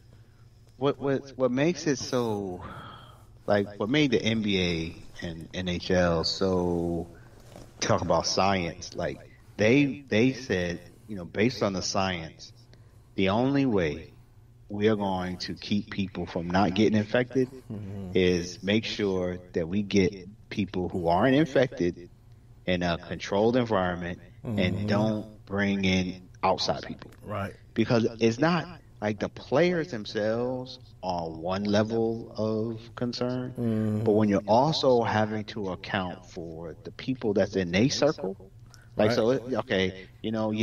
Elliott, we'll accept that you'll be committed. But how about everybody that you're going to interact with? Are they going to be as committed to wash their hands and wear their mask? So that's what makes it real challenging when you look at, when we were trying to predict how long is the NFL going to last. Part of my concern was just that, how can we, somebody is going to mess up. Somebody's barber's, preacher's wife is going to get infected, and it's going to get passed to so-and-so and so-and-so inadvertently. Next thing you know, you have a hot spot. It's just a matter of time, and that's what has me concerned. Yeah, absolutely. And on top of that, the larger rosters in the end, so it's just more people, bigger staffs, bigger rosters. So it's just a sheer numbers game that you got to make sure you can that everybody's under control, and to not and I think the NFL is doing something correctly. They're moving forward with announcing that because John Gruden has gotten hit twice already for not wearing his mask on the sideline correctly. And so whether you believe, we've said this several times, however you believe in the validity of the virus itself or the effectiveness of mask, whatever your belief is, the rules are the rules. We talked about this with the with the marijuana rule before, and they're like, whether you believe weed should be illegal, that's neither here nor there. It's a rule. Mm-hmm. So whatever you believe those are, if you're not sticking to them, the NFL is threatened to, not only fines, but to take away draft picks and start forfeiting games. When they start doing that shit, that's when NFL teams start, because the games in the NFL are so precious. Again, games are only once a week, and you can miss out on the entire season of postseason by just one game. So those games are precious, and we all know how NFL teams feel about draft picks. So when you start taking those away, they'll straighten up. Because each of them are precious. I mean, you talk about the NFL plays 16 games, baseball plays 160 games. Mm-hmm. Right. So for every one football game, baseball plays 10 of them. Right. You know what I mean? So that's the equivalent of wiping out 10 baseball games. Mm-hmm. Exactly. Right. Those 10 games don't count. Right. So it's a big deal to lose a game and get, especially on some forfeit, that's a big deal. Yeah. And even if you look at draft picks, like in Major League Baseball, how many rounds do they have? 20 rounds? Oh, yeah. NFL has 7. So it's, draft picks are 3 times as precious. And even more than that, because you have 7 dudes trying to make specific positions. It's just draft picks in the NFL are really, really precious. So, not only hit them in the pockets, but hit them in draft picks and hit them in on the win-loss docket. You'll get their attention. But yeah, man. So we already went through the listener question. Again, shout out to my man Trey in DeLand, Florida. So we Pooh, you ready for some trivia? He ain't talking about his Bears yet. Can we get a little? Oh, he refused to talk about. Every time we talk about him, man, he go missing. Pooh, you want to talk about the Bear? Nah, I'm gonna push him in the pool. We want to hear about these Bears. You gonna talk about these Bears? I'm good with them. I mean, we straight. Nick got to get some time, man. He got to get in there. We played the number 1 D on statistically in the NFL, and I mean, it was plays to be had out there. He made some great throws, and some throws he didn't make, but he made a lot of great plays, or made a lot of good throws. However, the balls were jarred loose, and I mean, balls being jarred loose, you can put that on. Okay, maybe it should have been thrown to the left shoulder or the right shoulder, or maybe the guys just got to hang on to it. But he played a very good game, and I know Matt was saying that, hey, he went a whole off season or whatever, but barely getting any time. Mitchell got 70% of the time, and he just started getting snaps this week. Right. When he was named the starter. So I think he's gonna be fine. To me, it's night and day what he and Mitchell looks like. Okay. So you're not screaming for Mitch, huh? Oh gosh, no. So how much do you think the injury to Tariq hurt? Tariq, oh man, it's special teams. As punt return. I think it may have hurt as of now, but once we get Mooney back there, the rookie from Tulane, the 4-3 kid, I think he'll be okay. But it's just but I can't really say the comfort level with Tariq as a third down back, because that was with Mitchell, right? And it's going to be different with Nick. Nick's going to get his own guy, But I really think that. I really don't know what Matt's doing, because I really think Matt should have Cordero Patterson. You know how when they changed Ty Montgomery, they had him running routes out the backfield and things of that nature with the pack. Like, I don't understand why we don't do that with him. Well, the Patriots did it with him, so he's got experience in it. Right, but yeah, I don't know why Matt giving him a few carries or whatnot, and that's just. I don't get why that we're not using him as a 6'2", 4'4" guy out of the backfield. Like he's so explosive and running those little choice routes and things of that nature on a backer. Are you serious? I just think that we can diversify that and get so much more out of him. He can be Tariq Cohen's on steroids. Mm-hmm. So I don't think it hurt that much. Yeah. Okay. Well, I guess that takes we started a nice little Mitch Trubisky watch segment, but that kind of takes that out of the way. So you mentioned a couple weeks ago that Khalil Mack looked kind of stiff and heavy, like he's aging. How did he look this week? Khalil, learning that he has a little knee element, but he looked like a totally different person as well. I don't know if it was stiff or not getting the off season or having the lingering injury, but he looks like a totally different person. He looks more fluid. He has his legs are under him, so he looks like a different person as well. Good. Okay. All right. Well, who y'all got this week? We have the Bucks Thursday night. Oh, okay. Al, who y'all got? The Giants. Okay. Yeah, we got the Giants, man. So I know I'm be getting a lot of texts from some of my folk back home as they talking smack because that's all they're doing because they know their season is over. They know they ain't got no shot. Yeah, absolutely. But I'm sure it'll be a lot of yakking going back and forth. Okay. Looking forward to this week. It's always a good week. Dallas Giants week. Cool. Yeah, man, it's kind of suck for us. Whenever your team has a bye week, you get prepared for that bye week. And when a bye week is thrust upon you on a Friday, it's hard to get prepared for. And so, it sucked because, for one, now the Steelers got to play 13 straight games and for a bye week that they prepared to play a game for. So this kind of sucks, but, I'll take it in stride as a fan, and hopefully, it looks like they're taking it in stride. They have no choice, really, as a team. So we'll see. I'll get ready for the Eagles this week. Get to see Javon Hargrave. So it'll be fun to see him against Marquise Pouncey. Yeah, that should be a good matchup. Yeah. So I'm seeing, just totally random before we get into trivia. So, and I forgot to ask you about this. A couple weeks ago, Lincoln comes to me and asks me, should he get NBA 2K now or should he wait for it to come out on the PlayStation 5 because he wants a PS5? So I was like, I don't know, son, it's up to you. But then I started thinking about it, like 2K is out. Like, they don't have any new rookie. The rosters are still, they didn't have a draft. So it's the same damn game. Because the old 2K, all you did was update the rosters.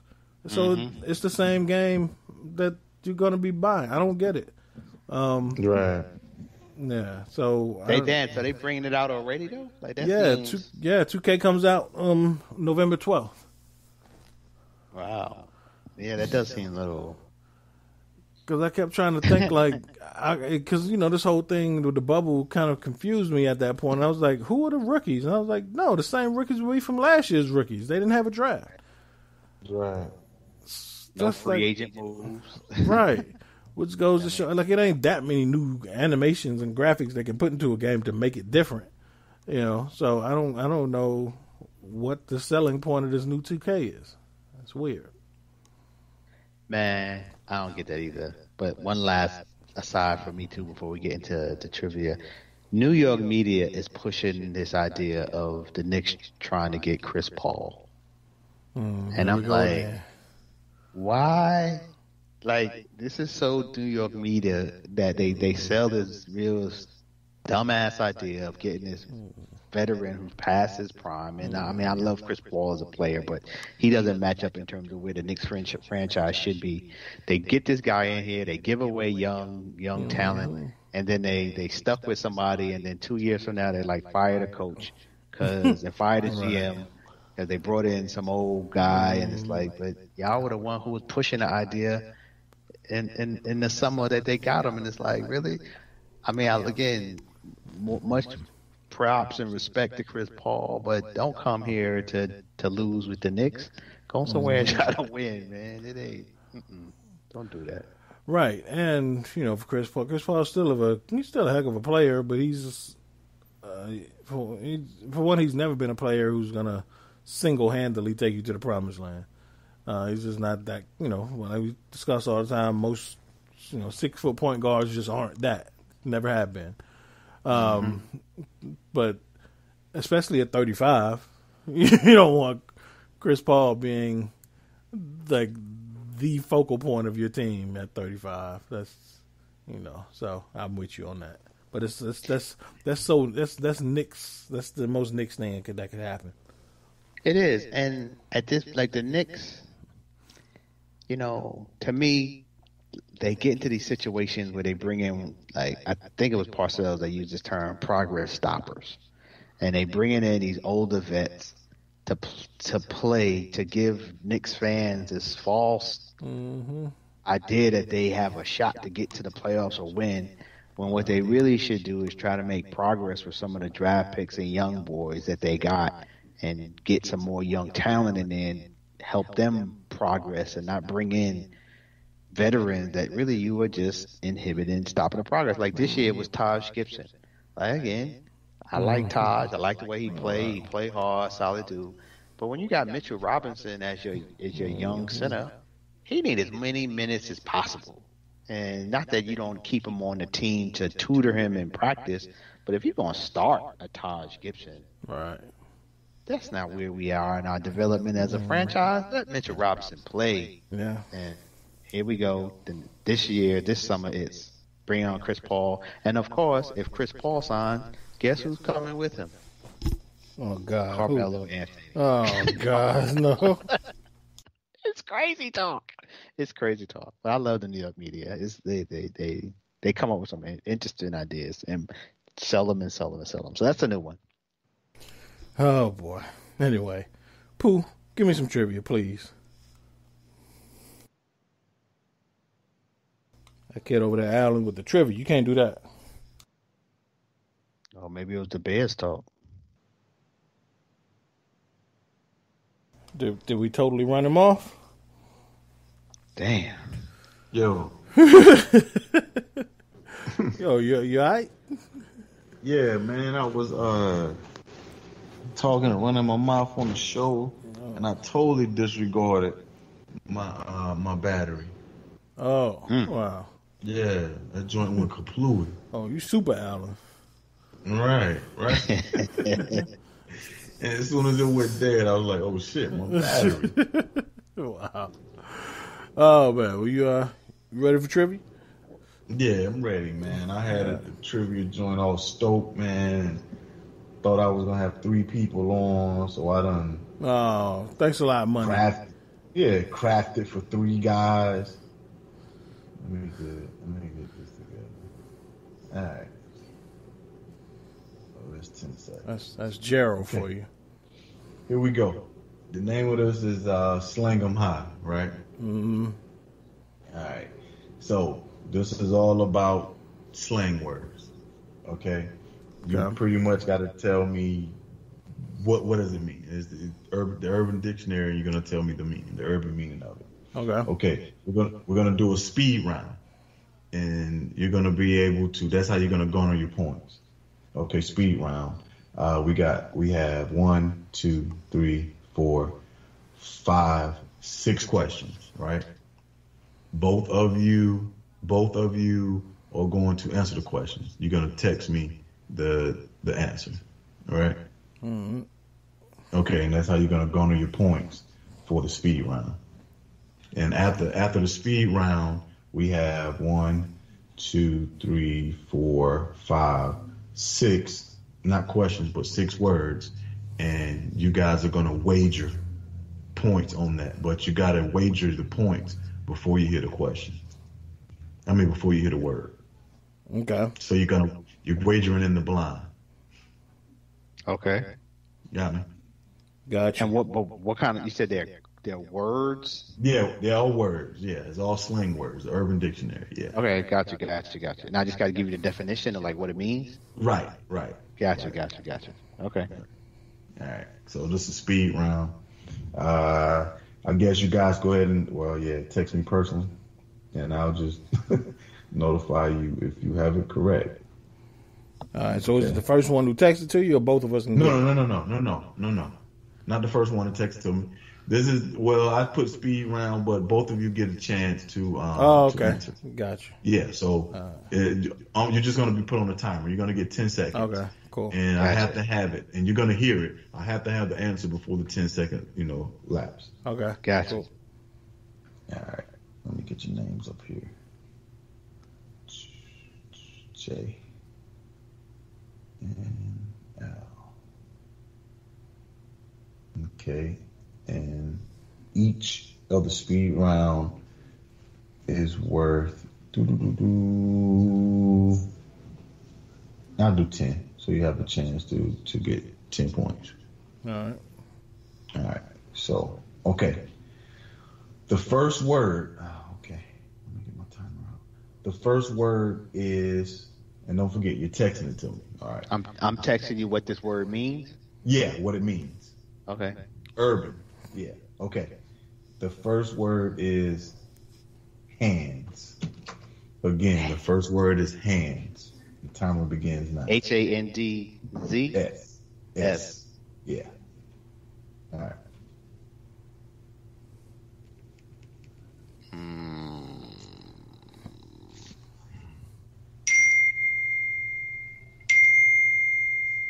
Okay.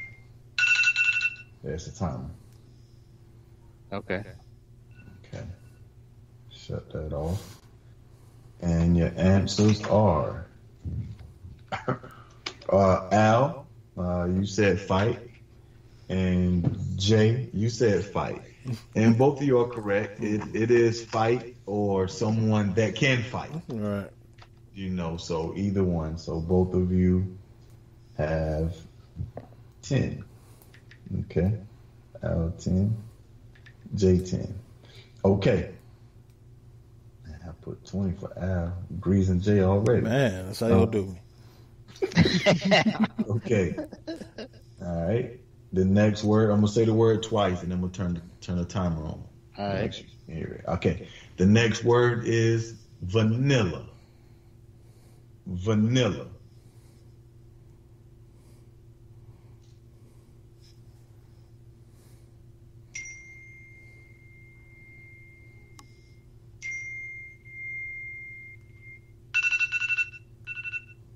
That's the timer. Okay.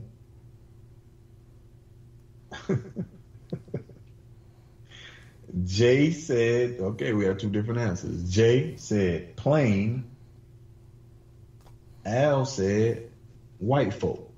And, and it is plain, generic, same old, normal. So plain is correct. Al. Okay. Yeah, so Jay gets that 10. I mean, I would have thought white folk too. Hey, it's funny. I was about to say white folk. Oh, really? Oh, yeah. I was about to say white girls. Yeah. Yo, crazy, man. Okay. Both of you should get this. Let me get my timer out. Okay. The next word is whip. Whip. Whip. Whip. Oh, Whip. whip. Oh, okay. Yeah. Timer starts now.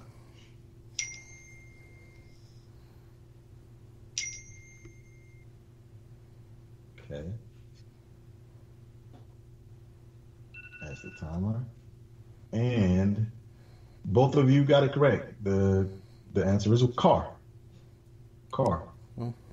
Good job. Okay. Both of you 10. Good job.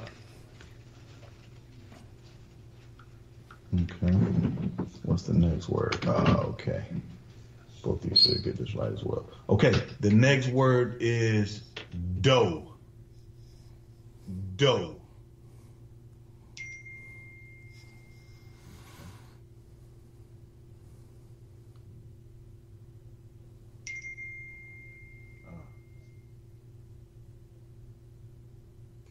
stop the timer. So let's see what you got. Okay, both of you got that correct. Dough is money. I was about to say Skrilla. Okay, I was like, can I come up with another? Right, can I said another right? Lucci. Huh? Something wrong right here. Not if I got more points. If I got more points, because you gave him 20 again. Right, that's what y'all gave him. Yeah, doing you greasy. Okay. The next word is, again, I'm gonna say it twice. Then we'll start the timer. The next word is op. Op.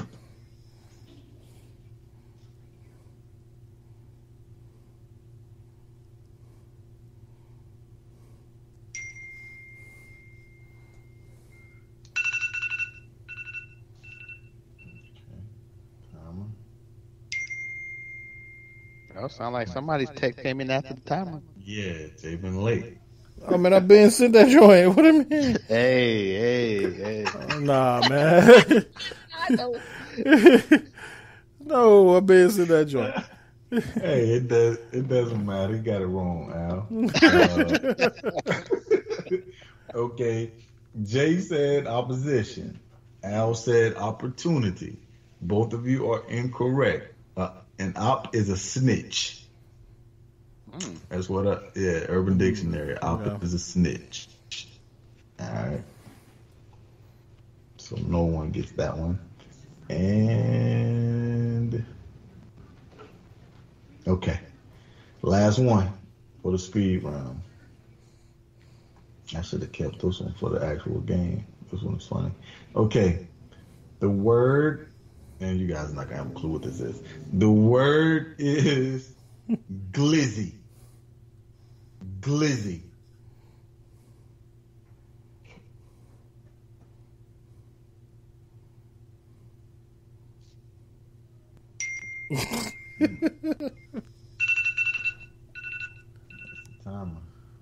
Man, why my joint taking so long, man? Oh, see, that's what I'm talking about right there. Come on, man. I ain't got it right anyway. I mean, it ain't right anyway. EJ Manley. Okay. Al says shining. Jay says donut. Both of you are incorrect. Like glizzy glazed donut ain't right though. Glazed. Glizzy is another word for a hot dog in B-more. Oh wow. Yeah. B-more niggas is weird anyway. Yeah, I expect that. Right. So, all right, Jay, you have 40 to wager, and I think I got 60. Al, go ahead. No way. Al, you have 30 to wager. Okay. All right. So these are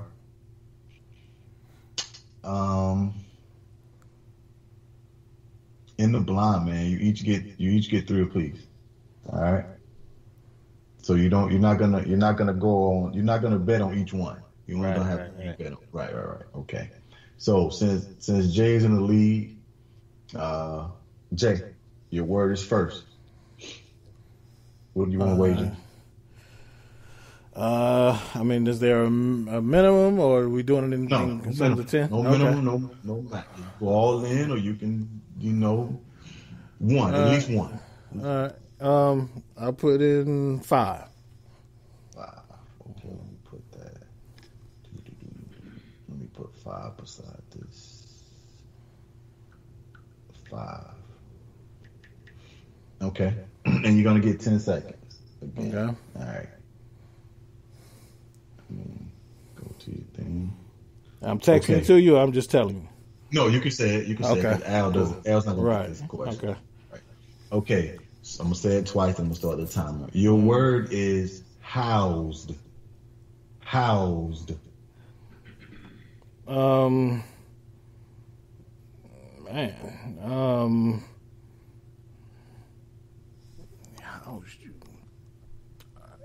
There's a lot of meanings for that, man. I don't know. Robbed. Shit, I don't know. Say so. I keep really. I don't know, man. I'm good. I kept going through this many meanings for house, but I don't know. Consumed, took over, overpowered. You couldn't say any of that. I said robbed, but I mean, I was late. I was thinking. I didn't even hear you say that. Yeah, I mean, it was robbed? late. Yeah, I mean, it was late, but because I was thinking good. of that, and I was thinking of, you got housed in the game of Madden. I was thinking of all kind of ways to get housed. Yeah. You could have said any of them. It's like 5 meanings. So. Oh shit! Any of them would work. Okay. Yeah, any of them work. Yeah. It's not. I'm not looking for one particular thing, but if it's in the same genre or what the meaning is, then you get the point for it. Okay. Yeah. Not bad. Okay. What you want to wager, I'll try 10. 10. Okay. Big bucks, no whammies.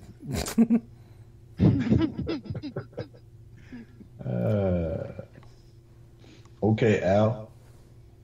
Your word is. Let me go to the timer.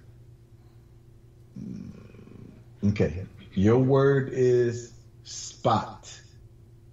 Spot.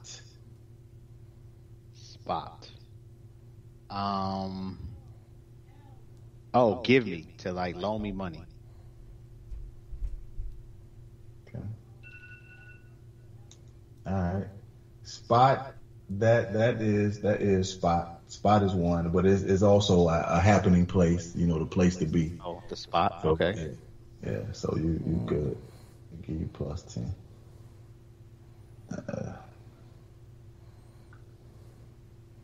Put a dash right there, so I can know you are plus 10. Let me put that arrow right there. Hold on, gentlemen. To know Jay got -5. Jay, this one right is crazy. Okay, what you want to wager, Jay? It's a 5-point game. I need to get my money back. Let me go 15. 15. Bro, this one's crazy. Okay. 15. Your word is unicorn. Unicorn. Like one of a kind, like rare. Okay. Time is up. And yeah, you're right. Is rare. Is also a single woman that wants to be with a couple intimately. Right. Ooh. It's also that, and it's also this part is bananas when I read this. It's also when a guy puts a strap ties a strap on to his head and pleases his wife, wife or girlfriend or whoever, significant other. Oh wow. That's crazy, right? That's real crazy. All right. That's pointless. What that is. But okay. Whatever floats your boat. Bro, that's the wow. That's the unicorn, right? That's wow. Man. When I read that, I was like, "Holy cow!" Wow. No, that's not a banana. That's a dildo. Right. That's great. Interesting. Yeah, wow. It is. Okay. What you waiting? I'll do 10 again. 10. All right. Go to the timer. Should have gave y'all 5 seconds. But your word is simp. Simp.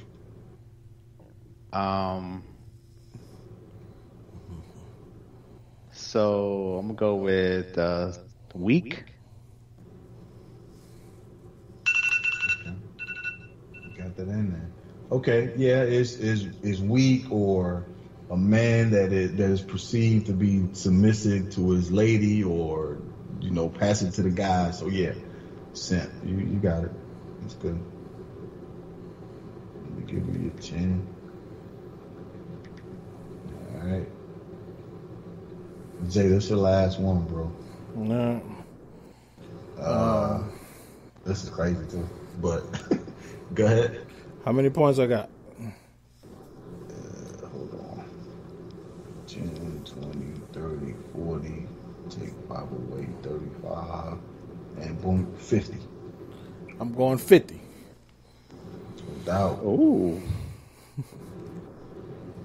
No doubt. Scared money don't make money. All or nothing. All or nothing. And I know what this is because B. who I work with. But this is tough. Hey, and I didn't choose any of these words. What I did was typed in Urban Dictionary, and I just typed in one letter. And I let that randomly pick the word. Right. Okay. Okay. Right. So that's what I did. Okay.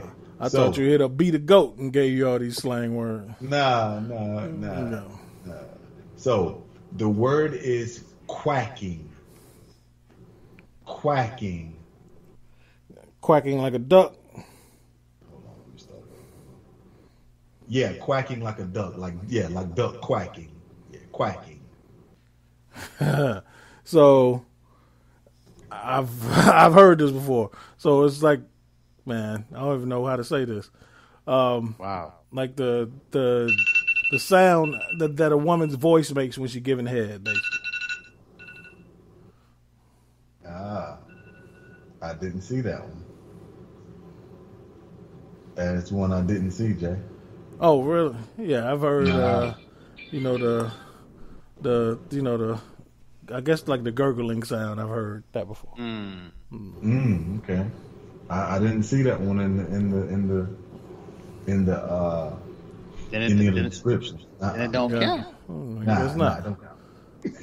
So what it mean? I'm saying It's talking smack, talking trash. Okay. You know, jobbing. Yeah, man, he quacking. I know it from the kids, working with the kids. They be like, man, he quacking. Yeah. Okay. So. Yeah. Okay. Al, Jay's at 0. I'll go 49. 10, 20, 30, 40, 50. Okay, yeah, you got 50, so you're going to go 49. I'll go 49. Not really all or nothing, but almost all of it. Nothing. Right. And this one is, okay. Oh, boy. 49. Al? Yeah, I'm here. What you got? There goes the timer. Your word is, and dude, this is in the Urban Dictionary. Your word is Karen. Oh, Karen. Wow. That's like the typical white girl. How people refer to that white girl who's calling the cops on black dude. That Karen. The typical white girl that's calling the cops on black dudes. Okay. The stereotypical name associated with a rude, obnoxious, and insufferable middle-aged white woman. So I get unicorn and quacking. Al gets Spot and Karen. And Karen. Wow. Hey, I mean, you won it, so you ended up going first, and that was the. Yeah. I mean, you give it to me or not. I won, so I don't care. Right. Yeah, either way, you got. I ain't gonna argue with it. Either way, so I'll make a decision. It's cool though. You got the dub. Yeah, that was fun, man. That was fun. I appreciate that. Yeah. Oh man, well shit, Al, you won. What's up for me?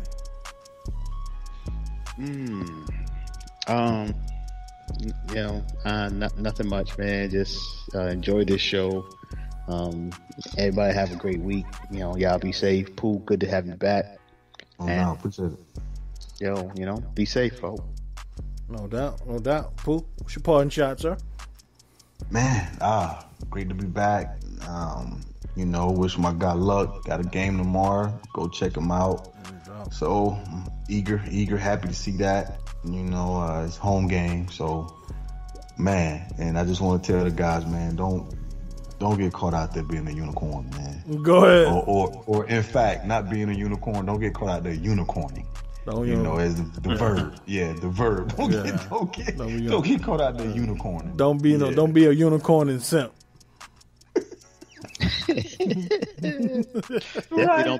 Don't be quacking. And damn sure don't be quacking. Oh man, that's crazy. Shout out and good luck tomorrow, Carter. Yeah, man. I ain't got nothing crazy, but we ain't get to talk about it in the segment. But I want to give a shout out and a good luck to Doc Rivers for taking on the Philadelphia Sixers job. Said he took it just because of their talent, and I do not blame him. He's the type of coach they need. So shout out to Doc, man. Hopefully you can push them guys over the hill for their sake. Yeah. So this has been episode 176 of the Defy Life podcast.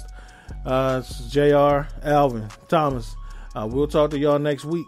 Until then, Defy Life. Defy Life. Defy Life. And I want to extend that to Thursday. The game's Thursday. Oh, shit, Thursday.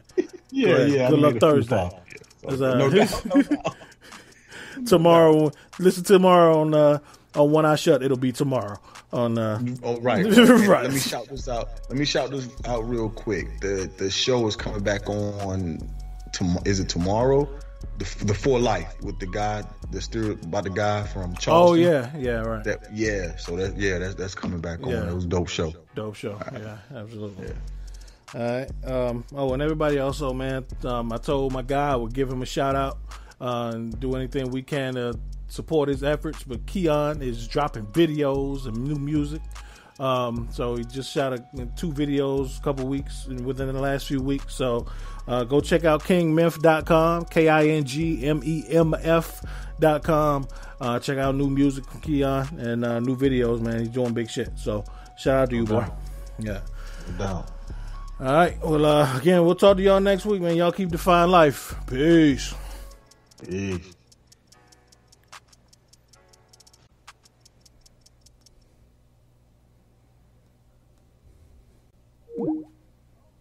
Welcome to the Anything, Everything, and Nothing podcast with Lynn and Kim. Join us as we discuss the latest in everything from entertainment and current events to the craziness that is our real life. Let's laugh, let's live, let's talk about it. New episode every Tuesday on the Defy Life Podcast Network. And remember, if you're not defying life, then what are you doing? Lynn and Kim.